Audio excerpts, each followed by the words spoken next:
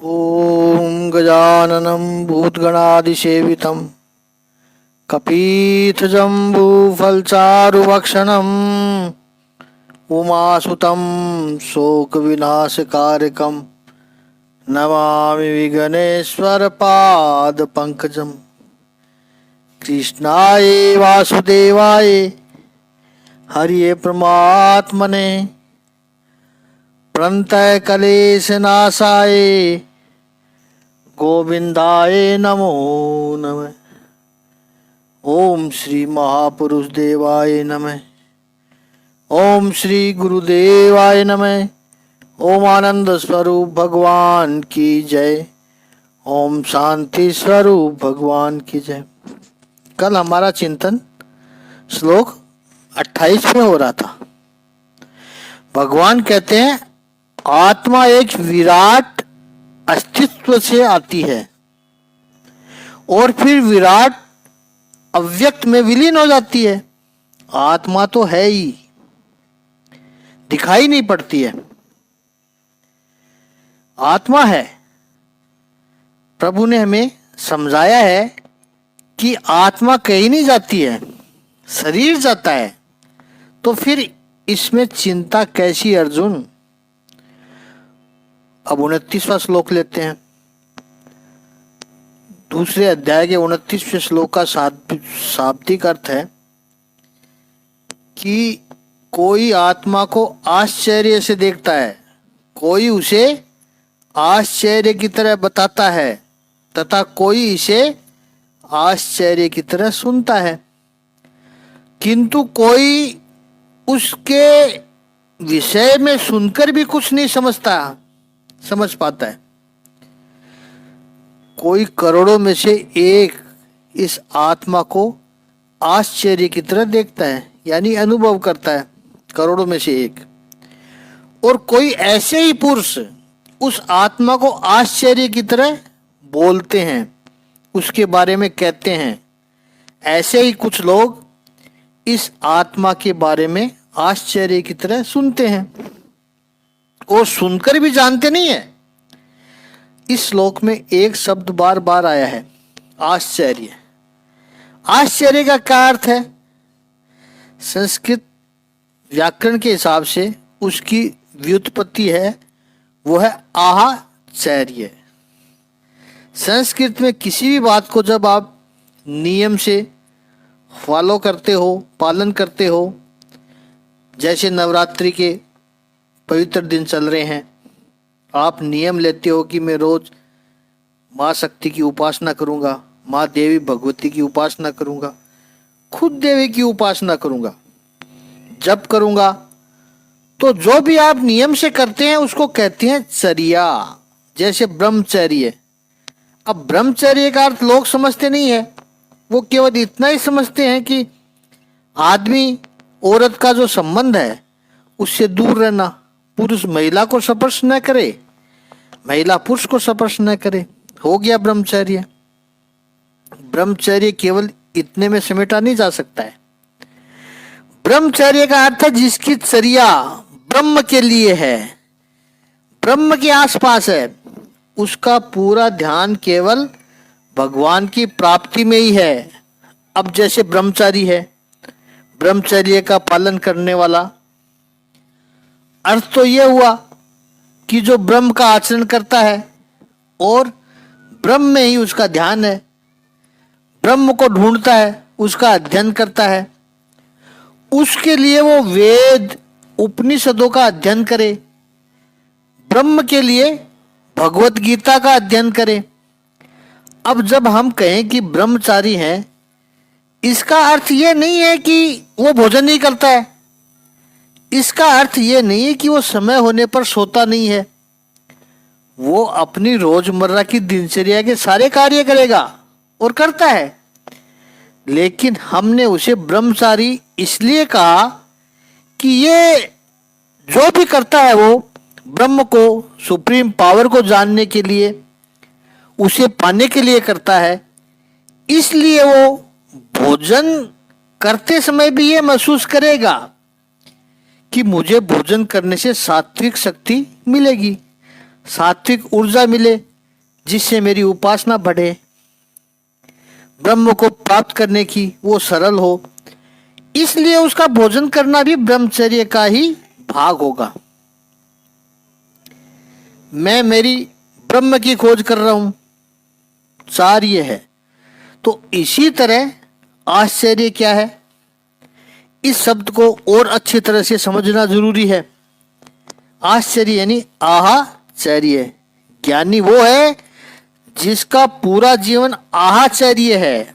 आहा के दो अर्थ है, एक है आह चित्कार जो वेदना से निकलता है, आह दूसरी खुशी में निकलती है। आह कितना सुंदर दृश्य है। तो ज्ञानी व्यक्ति वो है जो वेदना से आह आह नहीं करता है, यानी वेदना में चित्कार नहीं करता है, लेकिन उसका पूरा जीवन, उसकी पूरी चर्या आहा आनंद के साथ गुजरती है। जहां देखता हूं उधर तू ही तू है प्रभु, ये तेरी कृपा है। संसार का सामान्य व्यक्ति होगा, वो रास्ते से कहीं जा रहा है और बारिश आई, ओ वेदना वाला शब्द निकलेगा उसके मुख से। लेकिन ज्ञानी व्यक्ति होगा वो आहा प्रभु आनंद के साथ बोलेगा, तू बरस रहा है, तेरी कृपा बरस रही है। ठंडी हुई, गर्मी हुई, कुछ भी हुआ, कोई भी द्वंद आए, आहा प्रभु तू कैसा सिखा रहा है मुझे। परिस्थिति विपरीत आई तो कहता है प्रभु मेरी परीक्षा ले रहा है, पता है मुझे परीक्षा तो देनी ही पड़ती है। आह है तो ये है आनंद की आवाज, ज्ञानी की आवाज है। हमेशा सृष्टि को एक प्रसन्नता और आनंद की तरह वो देखता है, ये है आश्चर्य। और इसी को भगवान यहाँ कहते हैं कि इस आत्मा को कुछ लोग ऐसी स्थिति में पहुंचे हैं कि वो इसे आश्चर्य की तरह देखते हैं, क्योंकि इस संसार में जो भी होता है वो चला जाए तो उनको कोई फर्क नहीं पड़ता है। इसलिए अर्जुन तू चिंता मत कर।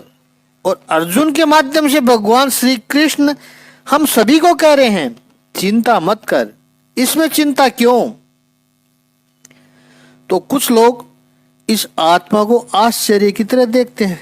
दूसरा एक अर्थ महापुरुषों ने ऐसा भी किया है कि इस परमात्मा को कुछ लोग ही समझने का प्रयास करते हैं। वस्तुतः वास्तविक रूप से जैसे ही आपकी बुद्धि की प्रवृत्ति शुरू हुई तो सबसे पहले आपके मन में यह प्रश्न होना चाहिए कि मैं कौन हूं, मैं कहां हूं, इस संसार में मैं कैसे आया, मुझे करना क्या है इस संसार में। और ये संसार छोड़कर सब लोग गए हैं, वैसे मुझे भी जाना है।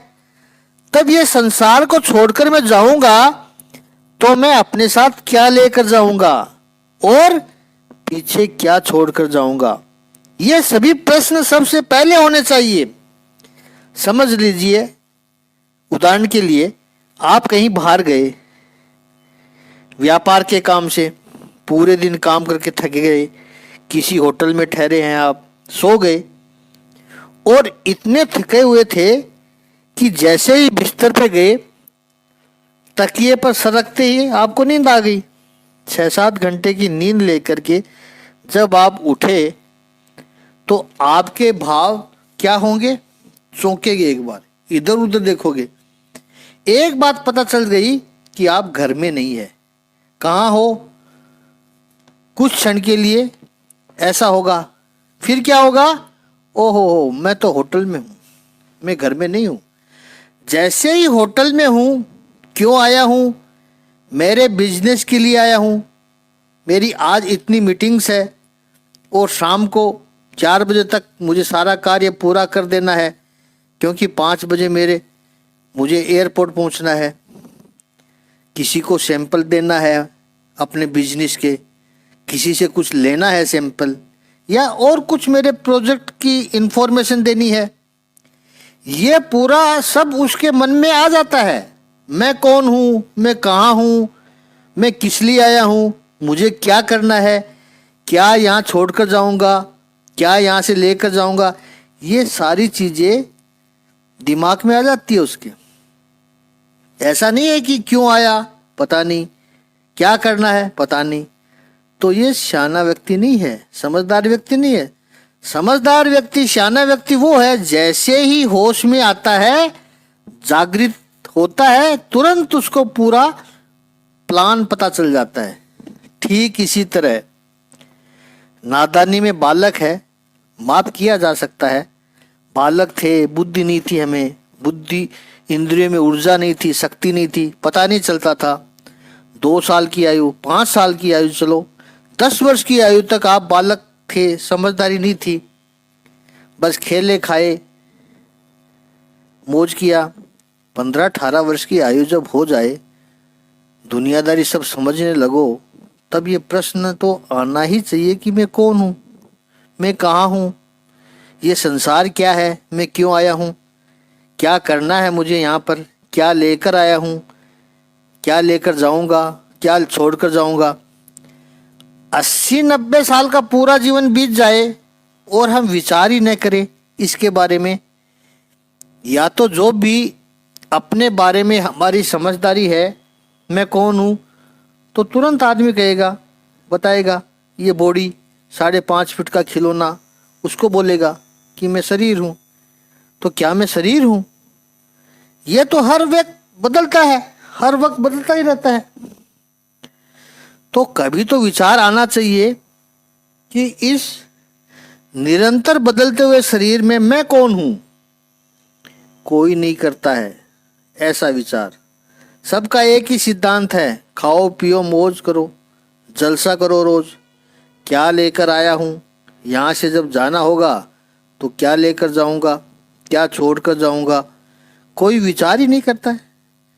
इसलिए यहाँ पर कहा है कि कितने आश्चर्य की बात है, आत्मा की तरफ किसी का ध्यान ही नहीं है। गांधी जी ने जिनको अपना गुरु माना, ऐसे श्रीमद राजचंद्र, एक बार वो गुजरात में एक गांव काविथा में काम कर रहे थे। कुछ लोग उनका उपदेश सुनने के लिए आए, संवाद चल रहा था। संवाद के दरमियान श्रीमद राजचंद्र ने एक प्रश्न पूछा, जो बैठे हैं दर्शकों से, जो सुनने आए उनसे पूछा कि समझिए आपके दाहिने हाथ में, राइट हैंड में घी का गड़ा हो और बाएं हाथ यानी लेफ्ट हैंड में छाछ का गड़ा हो। रास्ते में आप चल रहे हो, अचानक आपको ठोकर लगे, आप कौन से गड़े का अधिक ध्यान रखोगे? तो सामने जो बैठे थे उन्होंने तुरंत कहा, गुरुदेव ये भी कोई प्रश्न है, छाछ भले ही बह जाए, छाछ का घड़ा बेशक हाथ में छूट जाए, फूट जाए, लेकिन घी का घड़ा जो है उसको संभाल के रखेंगे, उसे गिरने नहीं देंगे। श्रीमद राजचंद्र जी ने पूछा, क्यों भाई, ऐसी क्या बात है? घी और छाछ दोनों बनते तो दूध से ही है, तो आप घी को ही क्यों संभालते हो, छाछ को क्यों नहीं संभालते? तो एक श्रोता ने खड़े होकर कहा कि श्रीमद, ऐसी बात है कि छाछ यदि गिर जाएगी तो दूसरी मिल जाएगी। ये बात 100-125 साल पहले की है, हमने अपने बचपन में भी देखा है। जिसने गांव में जीवन बिताया होगा उसको पता है कि छाछ कभी खरीदी नहीं जाती थी, गांव में पहले फ्री ही मिलती थी। जब आप गांव में थे तब सबके पास गायें थी, दूध देने वाले पशु थे, दूध से दही बनता है, फिर उसका मक्खन बनाया जाता है, मक्खन लोग निकाल लेते हैं और घी बन जाता है। और जो बच गया यानी छाछ तो फ्री बांटते थे। कई बार तो सामने से बुलाकर कहते थे, छाछ ले जाओ, आज हमने मंथन किया है। तो उस श्रोता ने कहा कि श्रीमद से कहा कि छाछ अगर गिर जाएगी तो दूसरी मिल जाएगी, लेकिन यदि घी हाथ में से चला जाएगा तो कोई नहीं देगा, क्योंकि घी मूल्यवान है, कॉस्टली है, और छाछ जो है वो तो फ्री की है। इस उत्तर को सुनकर के श्रीमद राजचंद्र जी हंसते हुए कहा कि देखिए भाई, ये शरीर जो है यानी देह है छाछ जैसा है और आत्मा घी जैसा है। फिर भी आश्चर्य की बात है कि लोग इस क्षण भंगुर शरीर से ज्यादा जुड़े रहते हैं, आत्मा की तरफ तो किसी का ध्यान ही नहीं है। दूसरे और भी कई कारण है। छाछ सुबह से शाम तक बिगड़ जाएगी, खट्टी हो जाएगी, और घी तो बहुत लंबे समय तक टिका रहेगा। जो मूल्यवान है वो टिका रहता है, जो सस्ता होता है उसकी शेल्फ लाइफ बहुत कम होती है, बहुत कम एक्सपायरी डेट होती है उसकी। शरीर जो है वो छाछ के समान है, उसकी एक्सपायरी डेट फिक्स है, निश्चित है, क्षणभंगुर है। और आत्मा घी जैसा है, वो बिगड़ता नहीं है, अमर है। फिर भी लोग यह छाछ जैसे शरीर का बहुत जतन करते हैं, उसको बहुत संभाल के रखते हैं। और आत्मा जो घी के समान मूल्यवान है उसका ध्यान ही नहीं रखते हैं, उसके बारे में कोई विचार ही नहीं करते हैं। यह कैसी उल्टी समझ है, गलत समझ है। लेकिन जो व्यक्ति आत्मा का मूल्य समझता है और उसे एक अनमोल रत्न की तरह संभाल कर रखता है, आवश्यकता पड़े छोड़ देते हैं, वैसे शरीर को छोड़ भी देता है और वो आत्मा का जतन करता है, वो आश्चर्य है। उसके लिए बहुत समझदारी चाहिए। बहुत कम लोग समझते हैं, और जो समझते हैं उसमें भी बहुत कम लोग उसके बारे में आश्चर्य की तरह बोलते हैं, या जो भी वर्णन करते हैं आत्मा का आश्चर्य की तरह करते हैं। एक बात है कि वर्णन किसका किया जाए, जो दिखाई पड़े उसका वर्णन करना सरल है। आप कश्मीर गए और वहाँ स्नो देखा, कैलाश मानसरोवर की यात्रा में गए, वहाँ बर्फ के पहाड़ देखे, तो देखा है, उसका वर्णन करना सरल है। लेकिन जो दिखाई न पड़े, जो इंद्रियों की पकड़ में ना आए, उसका कैसे वर्णन करोगे। और दूसरी बात, आत्मा को समझने वाले बहुत कम है, उस आत्मा का वर्णन करने वाले और भी कम है, आश्चर्य की तरह है। सुनने वाले उससे भी कम है, और सुनकर समझने वाले तो और भी कम है। इंद्रियां लौकिक है, आत्मा अलौकिक है, इसलिए वो समझाया नहीं जा सकता है। तो आश्चर्य क्या है? थोड़ी सी फिलोसॉफी समझे। जब भी हम किसी व्यक्ति को, वस्तु को देखते हैं तो उसमें तीन बातें होती हैं, दृष्टा, दृश्य और दर्शन। समझ लीजिए मैं आपको देख रहा हूं तो मैं दृष्टा हूं, मैं आपको देख रहा हूं वो दृश्य है, और ये देखने की जो प्रक्रिया है, प्रोसेस है, वह दर्शन है। तो तीन बातें हुई, दृष्टा, दृश्य और दर्शन। सब जगह आपको ऐसी ही देखने को मिलेगी। आत्मा का जो दर्शन है उसमें तीनों चीजें नहीं होती है। पहली बात तो वो दृश्य नहीं है, आत्मा उसको देख ही नहीं सकते हैं, और जब दृश्य नहीं है तो फिर दृष्टा कैसा, उसका कैसे दर्शन किया जा सकता है। यह जो उसका अनुभव होता है वो इंद्रियों से नहीं होता है, इसलिए आश्चर्य है। वो पता कैसे चले। दूसरी बात, इतने बड़े वेद हैं, दुनिया में कोई भी धर्म हो, किसी भी संप्रदाय हो, कोई भी ज्ञानी व्यक्ति हो, जिसने भी आत्मा का वर्णन किया, उसके पास हमेशा शब्द कम पड़े, वो समझा नहीं पाए। इसलिए वेदों में नेति नेति बात आई है, बार बार नेति यानी बार बार। जैसे आकाश है, और जितने भी कीट पक्षी है, उड़ने वाले प्राणी है, पतंगे, मच्छर, आकाश को नापने का प्रयास करे।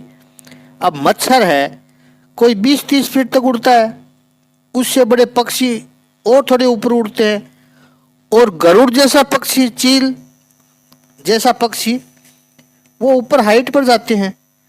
लेकिन ये छोटे से मच्छर से लेकर और जो 5, 10, 40 फीट तक उड़ते हैं, वहां से लेकर गरुड़ तक 2500 फीट तक उड़ता है। वो भी कोई भी ये कह पाएगा कि हमने आकाश को नाप लिया? नहीं। प्रत्येक पक्षियों ने अपनी क्षमता के हिसाब से उड़ने की कोशिश की, लेकिन कोई दावा नहीं कर सकता कि मैंने आकाश को मापा है। ठीक इसी तरह अगर आकाश को नहीं नाप सकते तो ये जो आत्मा है, परमात्मा है, प्रत्येक व्यक्ति अपनी अपनी बुद्धि के अनुसार, अपने अपने तर्क के अनुसार, अपने अपने गुरुदेव की कृपा के अनुसार थोड़ा थोड़ा ऊपर उड़ता है, लेकिन कोई भी दावा नहीं कर सकता है कि मैंने आत्मा को जान लिया। और यही बहुत बड़ा आश्चर्य है। दूसरा, भगवान कहते हैं कि जिसे भी थोड़ा अनुभव हुआ वो आत्मा का वर्णन करने लगता है, वो आश्चर्य की तरह लगता है। क्यों आश्चर्य है ये वर्णन करना? क्योंकि वर्णन करने वाला जानता है कि इसका सही वर्णन हो ही नहीं सकता है। विचारकों ने बड़ा सुंदर कहा है कि अगर आप उसको डिफाइन करने जाओ, परिभाषित करने जाओ, तो वो मर्यादा में आ जाता है, बंधन में आ जाता है कि इतना ही है। वो मर्यादा में, एक लिमिट में, एक सीमा में आ ही नहीं सकता है। उसको कैसे परिभाषित करोगे, कैसे डिफाइन करोगे? आत्मा को डिफाइन नहीं कर सकते। फिर भी केवल करुणावश कुछ महापुरुषों ने आत्म तत्व को जानते हुए कि मैं जिसका वर्णन कर रहा हूँ, डिस्क्राइब कर रहा हूँ, वो अनडिस्क्राइबेबल है, वर्णन नहीं किया जा सकता है उसका, फिर भी प्रयत्न करते हैं। क्योंकि किसी दूसरे को उस आत्मा के अनुभव की ओर चलने की प्रेरणा मिले। और ये कैसे करते हैं? जैसे अपने यहाँ चतुर्थी का कोई व्रत करते हैं, कृष्ण पक्ष की चतुर्थी का, कुछ लोगों को गणेश की उपासना करनी है तो वो चतुर्थी का व्रत करते हैं। उसमें चंद्रमा का दर्शन करके फिर भोजन करना होता है। तो गांव में, शहरों में भी कई लोग करते हैं। और उस समय वर्षा ऋतु होती है। उस वक्त मानसून का सीजन, बादल घने हो तो चंद्रमा कभी दिखता नहीं है। ऐसे चंद्रमा उगने का समय पंचांग में लिखा होता है। दिखाई न पड़े तो कुछ लोग बच्चों को छत के ऊपर भेज देते हैं, उनकी ड्यूटी लगा देते हैं कि चंद्रमा दिखाई पड़े तो मुझे तुरंत बताओ। माताएं, महिलाएं घर के काम में व्यस्त होती है, बादल छाए हैं तो बच्चे लोग ऊपर देखते हैं किसको पहले दिखाई पड़ता है। ऐसे चंद्रमा हमने बहुत देखे हैं। उस चतुर्थी के 10 चंद्र को, या तो दूज के चंद्र को देखे तो हल्की सी पतली सी रेखा की तरह होता है और कुछ क्षणों के लिए ही आता है। जिसको भी दिखाई पड़े जोर से चिल्लाते, अरे मैंने देखा चंद्र, सब कहते हैं। कहाँ देखा? वो अंगुली से इशारा करके दिखाते हैं, वो रहा। अब समझो, कोई केवल अंगुली को ही देखे तो चंद्र नहीं दिखाई पड़ेगा। बताने वाले को भी पता है कि चंद्र जो है वो पॉइंट से नहीं दिखाया जा सकता है, क्योंकि करोड़ों मील दूर है चंद्र। तो ये अंगुली से दिखा रहा है, उसकी मर्यादा है। अंगुली बता रही कि आप उंगली को मत देखो, जहां पॉइंट की गई है उस दिशा में दूर तक देखो। फिर भी नहीं दिखाई पड़ता है तो दूसरी निशानी देते हैं, वो पेड़ की टहनी के थोड़ा ऊपर देखो, उसी दिशा में ऊपर देखो। पेड़ की टहनी पर भी चंद्र नहीं है, उसके आगे तक देखो। अब वर्णन करना, अब संस्कृत में ऐसे चंद्र दिखाने की प्रक्रिया को शाखा चंद्र न्याय कहते हैं। शाखा चंद्र न्याय। ऐसे आत्मा का वर्णन करने का जो प्रयास करते हैं, उनको पता है कि वो शब्दों से बोल रहे हैं, लेकिन उन शब्दों से आत्मा का वर्णन नहीं किया जा सकता है। फिर भी दूसरों को समझाने के लिए वो कृपा करके, करुणा करके प्रयत्न करते हैं। यूरोप में एक थिंकर हुए हैं, विंगेस्टेन। उनका एक प्रसिद्ध वाक्य है, कुछ बातें ऐसी है जीवन में जो कही नहीं जा सकती, उनको कहना भी नहीं चाहिए। लेकिन अगर उसकी बात मान के हमारे भारतीय ऋषि मुनि नहीं वर्णन करते, आत्मा का छोड़ देते, क्यों करना वर्णन जब किया ही नहीं जा सकता है। तो विश्व आध्यात्मिक दृष्टि से बहुत गरीब रहता। भगवान श्री कृष्ण ऐसा सिद्धांत न रखते तो हमें ज्ञान कहाँ से मिलता। उनको पता है कि आत्मा का वर्णन नहीं किया जा सकता है, फिर भी वो करते रहे। क्यों? क्योंकि किसी को प्रेरणा मिल जाए, कोई इस रास्ते पर चल पड़े। लाख लोग सुनेंगे तो 1000 लोग चलेंगे, 1000 लोग चलेंगे तो कोई एक आध पहुंचेगा, लेकिन वो एक आदमी पहुंच गया, इसलिए लाखों को सुनना आवश्यक है प्रेरणा के लिए। इसलिए घर घर गीता पहुंचनी आवश्यक है। तो कोई बिरला, कोई यूनिक व्यक्ति होता है जो इस आत्मा के बारे में वर्णन करता है। वर्णन करता है तो फिर आश्चर्य करते हैं, सुनने वाले तो और आश्चर्य करते हैं, क्योंकि सब लोग कहेंगे कुछ मनोरंजन चीज बताओ, ये तो बड़ा नीरस विषय है। और ये बात ऐसी है जिसमें कि उसमें जैसे दृष्टांत में ऐसा कहा जाता है कि आटे में पानी डालो, कितना डालो? जितनी आवश्यकता हो। पूड़ी बनानी हो तो उसके लिए आटा लगा हुआ थोड़ा कड़क होना चाहिए। पानी ज़्यादा गिर गया तो रोटी बनाओ, पानी और ज़्यादा गिर गया तो उसकी राबड़ी बनाओ, राजस्थान में बनाई जाती है, राब भी कहते हैं कई जगह इसको, तो राब बनाओ। और ज़्यादा पानी गिर जाए तो फिर केवल गाय को पिलाया जा सकता है, उसका कुछ नहीं बनेगा फिर। तो पानी डालने की भी एक मर्यादा होती है, सीमा होती है। कुछ विषय ऐसे गंभीर हो उनको डाइल्यूट करो, पतला करो, सरल करो, डाइल्यूट करो। कब तक करें डाइल्यूट, कब तक करें? फिर भी अगर श्रोता को की समझ में नहीं आई बात तो भगवान कहते हैं आश्चर्य है, सुन लिया तो आत्मा समझ में आ ही जाएगा, ऐसा नहीं है।